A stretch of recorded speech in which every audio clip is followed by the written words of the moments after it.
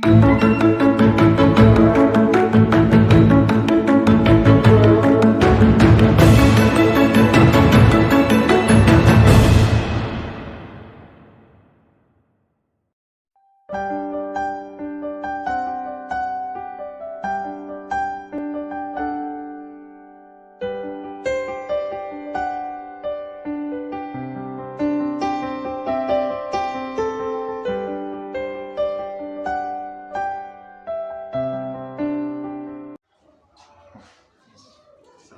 warahmatullahi wabarakatuh. Waalaikumsalam warahmatullahi wabarakatuh. Selamat pagi Pak Diki. Ya, pagi dan selamat Hari Santri ya Pak Diki. Iya, 22 Oktober Hari Kesempatan Nasional. dengan Hari Santri Nasional. Ini Pak Diki, saya mendapat tugas dari calon guru penggerak, yaitu mewawancarai tentang modul 3.1 pengambilan keputusan berbasis nilai-nilai kebajikan sebagai pemimpin. Berhubungan dengan itu karena Pak Diki adalah salah satu kepala sekolah atau pemimpin, jadi saya mewawancarai dari Pak Diki. Pak Diki ada waktu ya? Iya, ada waktu, silakan. Saya mulai ya Pak Diki. Iya, Selama ini bagaimana Pak Diki dapat mengidentifikasi kasus-kasus yang merupakan dilema etika atau bujukan moral, Pak? Oke, saya akan jawab mengenai dilema etika atau bujukan moral. Kita sebagai pendidik, apalagi selaku kepala sekolah, tentunya dalam keseharian dalam kegiatan pembelajaran itu mengalami berbagai macam kasus, baik yang melibatkan siswa, guru ataupun karyawan lain, itu pasti ada. Nah, dari kasus-kasus itu kita identifikasi mana-mana yang termasuk, dari kasus-kasus mana itu yang termasuk bujukan moral, mana di antara kasus itu yang termasuk dilema etika. Jadi kita pilah-pilah dulu, kita identifikasi dulu, baru kita nanti memutuskan mana itu termasuk kasus bujukan moral ataupun dilema etika. Jadi kita bisa mengambil keputusan dengan sebaik-baiknya. Terus selanjutnya ya Pak, selama ini bagaimana Pak Diki menjalankan pengambilan keputusan di sekolah ini, sekolah Bapak ini di SD 1 Berantas Karjati, terutama untuk kasus-kasus di mana ada dua kepentingan yang sama-sama benar atau sama-sama mengandung nilai kebajikan.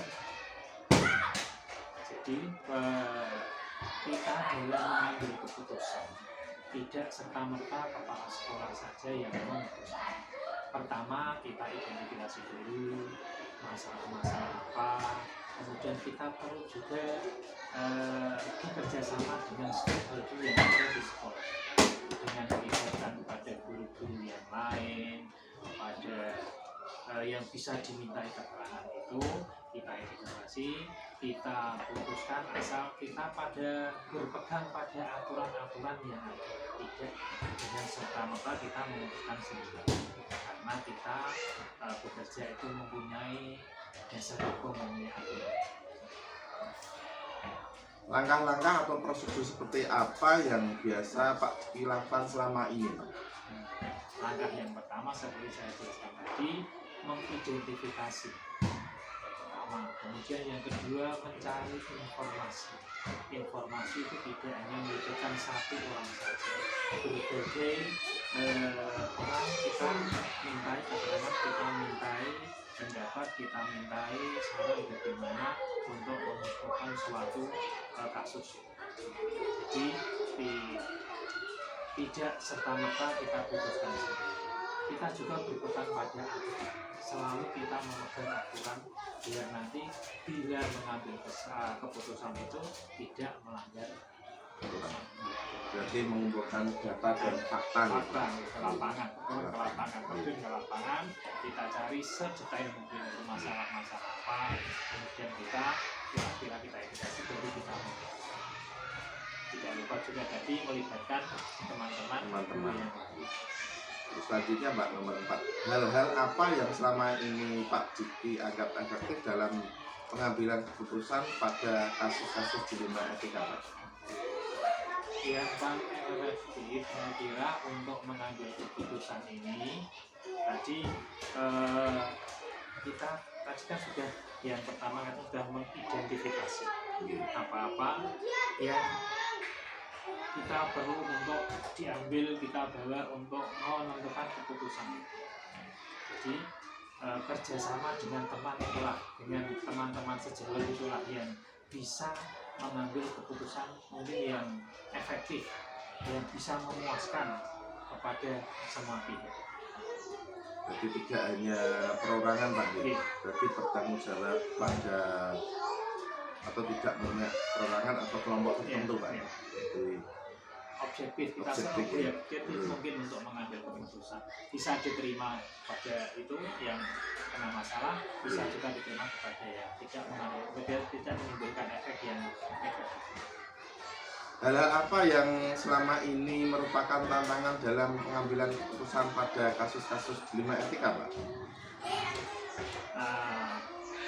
Kasus yang utama itu adalah kejujuran dari yang menerima kasus itu kita gali sedemikian rupa supaya bisa menyampaikan apa yang sebenarnya terjadi. Jadi kita harus mencari permasalahan itu dari berbagai macam pihak, melibatkan berbagai pihak. Jadi misalnya si A itu mau melakukan perkara seperti ini, kita tidak harus percaya kepada tersebut, kita cari solusi yang lain. Apakah Pak Diki memiliki sebuah tata kelola atau jadwal tertentu dalam sebuah penyelesaian kasus dilema etika? Apakah Pak Diki langsung menyelesaikan di tempat atau memiliki sebuah jawaban untuk menyelesaikannya? Bentuk atau prosedur seperti apa yang Bapak jalankan Pak? Untuk jadwal penyelesaian itu tidak termonoton pada jadwal. Misalnya kita ada kasus, kemudian kita gali informasi dari yang mengalami kasus itu, informasi dari teman yang lain, kemudian dari guru-guru yang lain, kemudian kita bicarakan bersama. Waktu yang efektif itu setelah kasus itu terjadi, kemudian kita mengumpulkan fakta-fakta, terus kemudian kita berbincang-bincang dengan teman sejawat yang lain, ada usulan, ada apa, kita terima, kemudian baru kita putuskan. Itu tidak harus waktu misalnya 1 bulan sekali, tidak. Begitu ada kasus secepatnya diselesaikan. Biar kasus, misalnya ada kasus yang lain tidak menumpuk Pak. Selanjutnya Pak, adakah seseorang atau faktor-faktor apa yang selama ini mempermudah atau membantu Pak Diki dalam pengambilan keputusan dalam kasus-kasus dilema etika Pak? Faktor yang apa tadi Mas? Adakah seseorang atau faktor-faktor apa yang selama ini mempermudah atau membantu Bapak dalam pengambilan keputusan? Dalam pengambilan keputusan yang dilaksanakan oleh kepala sekolah, karena kita itu satu jabatan di sekolah itu kan melibatkan ada guru, ada penjaga, kemudian ada karyawan lain, dan kita libatkan misalnya ada masalah, kita bincang-bincang bersama. Masalah ini kemungkinan ada teman-teman yang memberikan saran. Nah, stakeholder yang ada di sekolah itulah yang membantu kami dalam mengambil keputusan. Jadi seperti berkolaborasi dengan semua warga sekolah itu dilibatkan, sejawat maupun karyawan. Yang terakhir Pak, ini dari semua hal yang telah Bapak sampaikan tadi, pembelajaran apa yang Pak Diki petik dari pengalaman Pak Diki mengambil keputusan dilema etika Pak? Pelajaran yang saya petik yang bisa saya jadikan pembelajaran itu adalah kerjasama dengan stakeholder yang ada di sekolah itu memang penting. Jadi semua itu kita libatkan, baik itu guru kelas, guru makro ataupun dari karyawan, PTT, kita semua libatkan. Dengan demikian akan ada keputusan nanti yang diambil itu bisa tidak memberikan kepada yang menerima kasus itu, bisa diterima dengan lapang dada, dengan senang hati. Jadi seperti diterima oleh semua pihak Oleh Pak. semua pihak, ya. Wah, itu berarti adil nonton Pak. Oke, oke. Terus diperlukan menganalisis dan mengumpulkan fakta-fakta dan berkolaborasi tadi dengan rekan Pak. Yang pertama kan identifikasi Oke. dulu, tidak penyebab masalah itu kita cari dulu, kita find. Dan ini ya dari berbagai sumber. Terima kasih Pak Diki ya, karena ini pertanyaan-pertanyaan saya sudah Pak Diki jawab semuanya.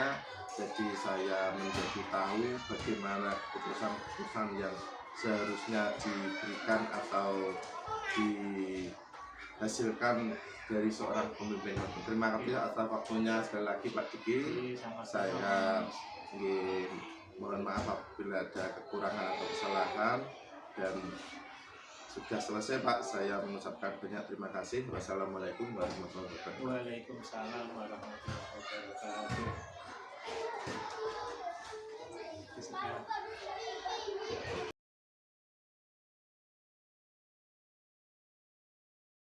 Selamat pagi Pak Irwan. Selamat pagi, Pak Yudi. Baik Bapak, saya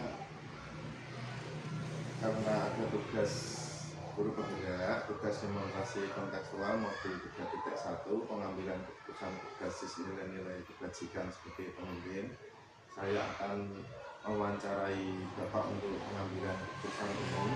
Bapak ada waktu? Iya. Baik Bapak, bisa kita langsung mulai ya? Ya, silakan. Selama ini bagaimana Pak Irman dapat mengidentifikasi kasus-kasus yang merupakan dilema etika atau kejutan moral Pak? Baik, terima kasih Pak Yudi. Sebagai seorang kepala sekolah, saya sudah banyak dihadapkan dengan permasalahan atau kasus di sekolah saya untuk mengidentifikasi kasus yang ada di sekolah saya. Yang pertama, saya akan menggali informasi terkait fakta-fakta yang ada dari pihak terkait, kemudian menelusur alternatif solusi terkait kasus yang sedang terjadi. Jika ada pelanggaran terhadap aturan atau norma sekolah, maka harus kasus itu termasuk rujukan moral.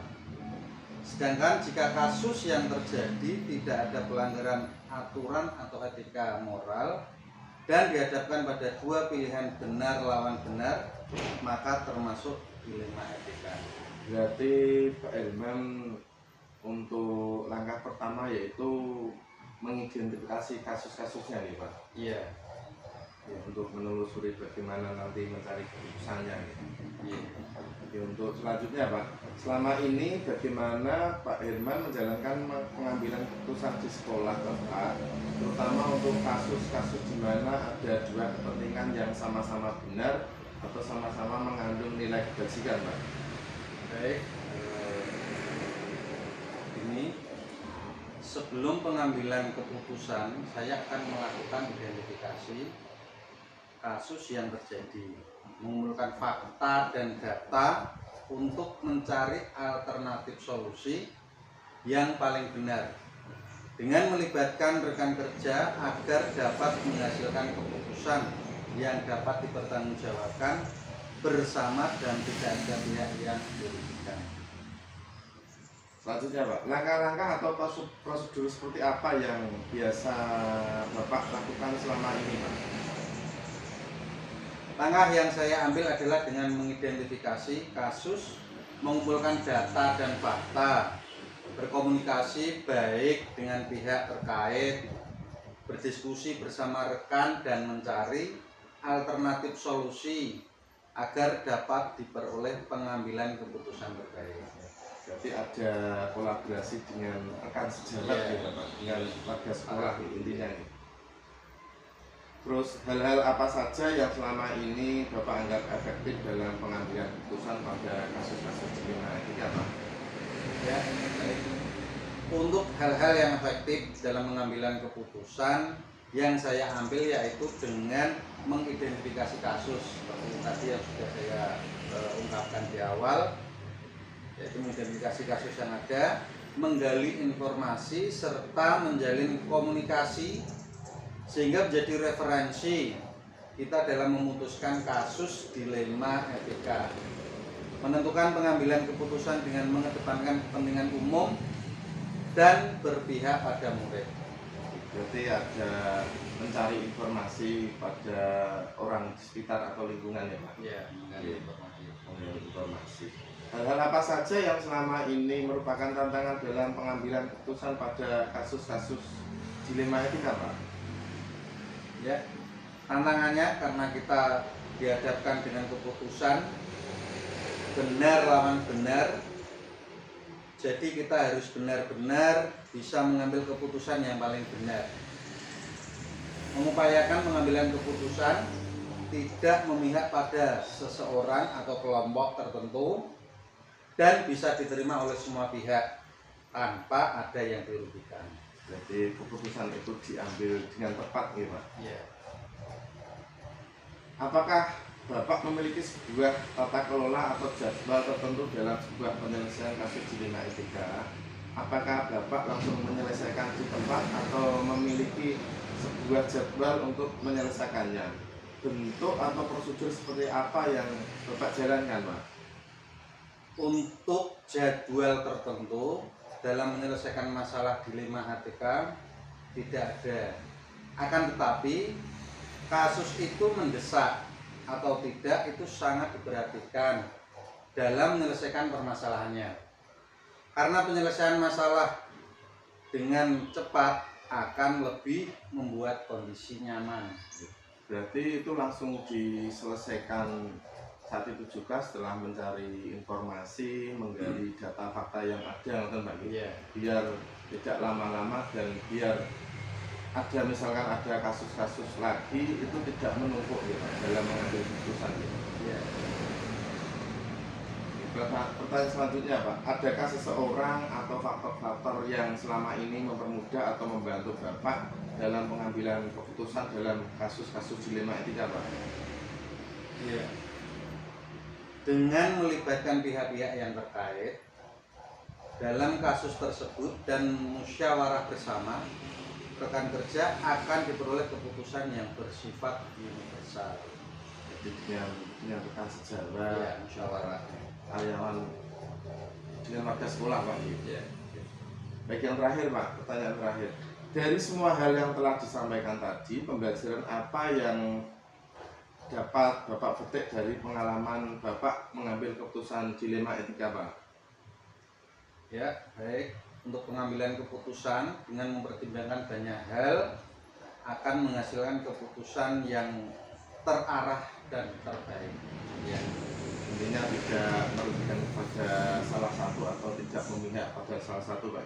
Ya. Jadi tidak memihak dengan perseorangan atau kelompok. Jadi pengambilan keputusan secara terbaik. Ya. Ya, itu Pak tugas wawancara dari saya. Kurang lebihnya seperti itu. Apabila ada kurangan atau kesalahan pada saya mohon maaf yang sebesar-besarnya Pak. Ya, sama-sama. Cukup bagi saya mohon undur diri dan selamat siang Pak Irwan. Ya, selamat siang.